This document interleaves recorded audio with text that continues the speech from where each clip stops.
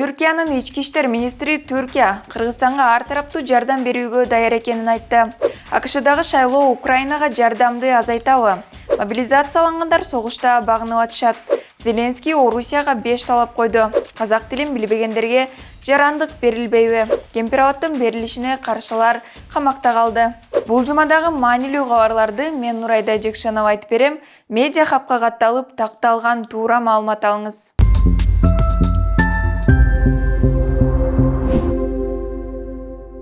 Түркиянын ички иштер министри Сулейман Сойлу Кыргызстанга болгон иш сапарында кыргыз-тажик чегарасындагы куралдуу кагылышууда чегараны коргоп курман болгондордун жакындарына көңүл айтты.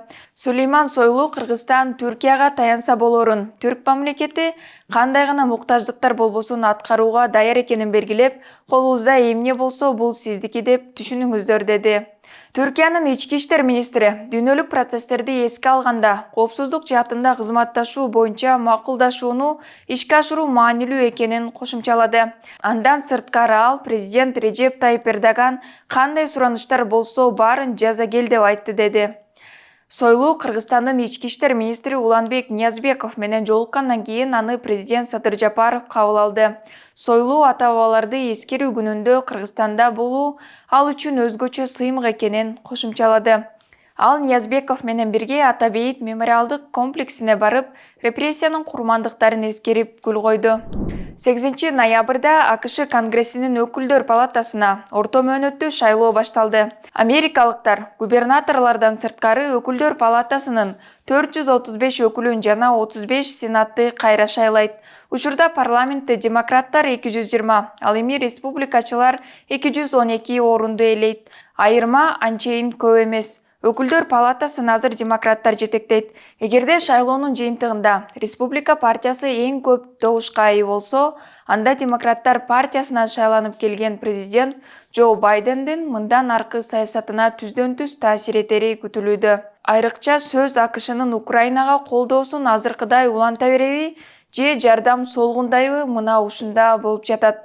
Анткени Орусия Украинага кол салгандан тарта Америка гуманитардык жардамдан сырткары курал-жарактан да чоң колдоо көрсөтүп жатат. Ал эми экс-президент Дональд Трампка келсек, байкоочулардын баамында 76 жаштагы саясатчы республикачылардын ийгилигинен пайдаланып, 2024-жылдагы президенттик шайлоого талапкерлигин көрсөтүшү мүмкүн. Украинанын чоң шаарларында электр энергиясы бир айдан бери саат сайын өчүрүлүүдө. Киев бийлиги өткөн дем алышта Орусиянын аткылоосунан улам шаардагы светти толугу менен өчүрүүгө уруксаат берген.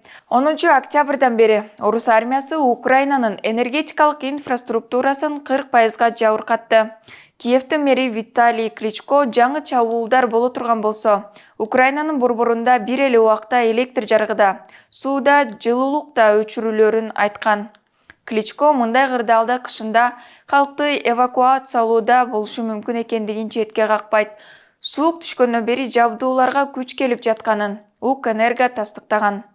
Президент Владимир Зеленский видео кайрылуусунда 4,5 миллиондон ашык калк электр жарыгысыз калганын айтты. Сентябрдын аягынан тарта орус аскерлери Украинанын шаарларынын маанилүү инфраструктурасын, электр станцияларын аткылоодо.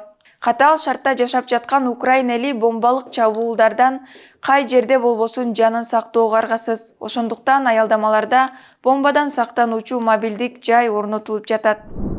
Украин бийлиги Орусияда мобилизацияланган орус аскерлерин багынып берген видеосун жарыялады. Украинанын ички иштер министринин кеңешчиси Антон Герашенконун айтымында, Украин аскерлери Луганск облусунун Сватово шаарына жакын аймакта орус аскерлерин колго түшүрүшкөн.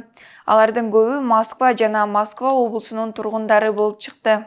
Видеодо 21 орус аскери багынганын көрүүгө болот. Алар командирлери фронтко тамак ашсыз, суусуз таштап, качып кеткенин айтып, нааразы болушууда. Туткунга түшкөндөрдүн бири кайрылуу жасап, орус жарандарын согушка барбоого үндөдү. Ал арада Верстка басылмасы да Сватово районунда мобилизациялангандардын дээрлик бир батальону каза тапканын жазды. Бул тууралуу басылмага аман калган орус аскери Алексей Агафонов айтып берген. Алдын ала маалыматтар боюнча окко учкан орусиялыктар Воронеж облусуна мобилизацияланган. Ал арада мобилизацияга тартылган жарандардын жакындары митингге чыгып, бийликтен фронттогуларды чакыртып алууну талап кылышууда. 7 ноябрда Украинанын президенти Владимир Зеленский ал койгон 5 талап аткарылса, Орусия менен сүйлөшүүгө барарын билдирди. Зеленский орус бийлиги Украинанын аймактык бүтүндүгүн толук калыбына келтирсе, Бириккен Улуттар Уюмунун уставтарын сыйласа, согуштагы бардык жоготуулардын ордун толтурса, ар бир аскердик кылмышкерди жазаласа жана мындай нерсе кайталанбай турганына кепилдик берсе сүйлөшүүгө барарын айтты. Украин президенти мындай сүйлөшүүлөрдү биз көп жолу сунуштадык жана ар бир жолу Орусия тараптан жаңы теракт, аткылоо жана шантаж менен жооп алып жаттык деп кошумчалады. Ал эми Кремлдин басма сөз катчысы Дмитрий Песков Москва Киев менен байланышка ачык экенин, бирок Украина өзү мыйзамдуу түрдө орус тарап менен ар кандай сүйлөшүүгө тыюу салганын билдирген.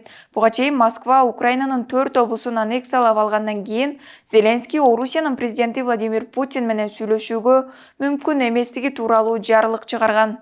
Киев Орусияга башка президент келгенде гана Москва менен диалог кылууга даяр экенин маалымдаган. Казакстанда мамлекеттик тилде өлкө тарыхын жана улуттук мыйзамдарды билбегендерге жарандык берүүдөн баш тартуу мыйзам долбоору сунушталды.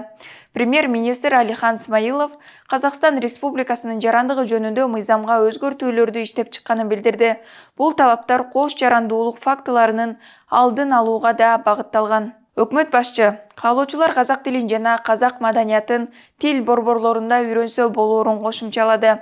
Орусияда жарым-жартылай мобилизация жарыялангандан тартып, орус жарандары Борбор Азия мамлекеттеринин арасынан эң көп Казакстанга агылган. Орусиянын федералдык коопсуздук кызматы июльдан сентябрга чейин орусиялыктар Казакстандын чек арасын 1,3 миллион жолу кесип өткөнүн маалымдады. Бүгүн 9 ноябрда Кемпир-Абадты коргоо комитетинин камакка алынган айрым мүчөлөрүнүн баш коргоо чарасы каралууда. Буга чейин 1 май райондук соту 20дан ашуун активист жана саясатчыны 2 айга камоо чечимин чыгарган эле. Жапырт кармалгандар Бишкек шаардык сотуна кармоо жана камоо чечиминин мыйзамдуулугуна даттанышууда. Бүгүн шаардык сот активисттер Атай Бейшенбек, Али Шабдан, Таалайбек Мадеминов, саясатчылар Гүлнара Журабаева, Айбек Бусурманкуловду камакта калтыруу чечимин чыгарды. Ал эми саясий ишмерлер Кеңешбек Дүйшөбаев менен Перизат Суранованын кармалышы мыйзамдуу деп табылды. Андан сырткары бүгүн саясатчы Клара Соронкулованын баш коргоо чарасы каралууда.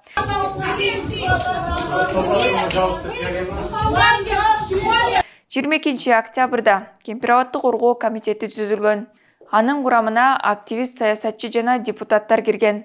Эртеси күнү 23 октябрда таң эрте комитет мүчөлөрүнүн жана активисттердин үйлөрүнө тинтүү жүргөн соң алар камакка алынган.